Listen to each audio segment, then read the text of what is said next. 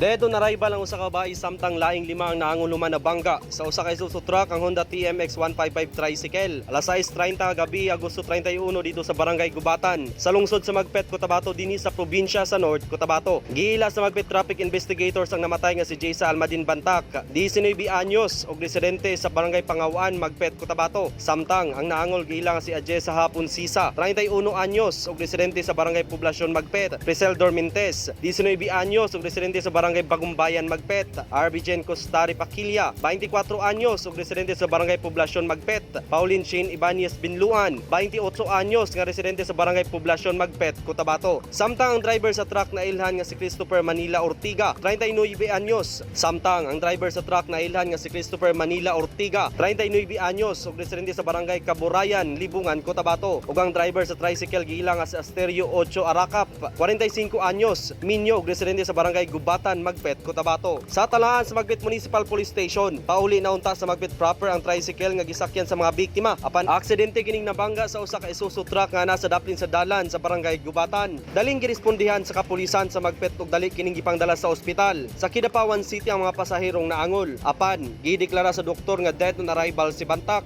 Sa pagkakaron, anaa pa sa Magpet Police Station ang duha ka driver. Gipahimangnuan karon sa mga otoridad ang mga driver nga mag-amping ug maginay-hinay sa pagmaneho sa ilahang sakyanan. Marvin Revilla, Newsline Philippines, Province of North Cotabato. Stay safe.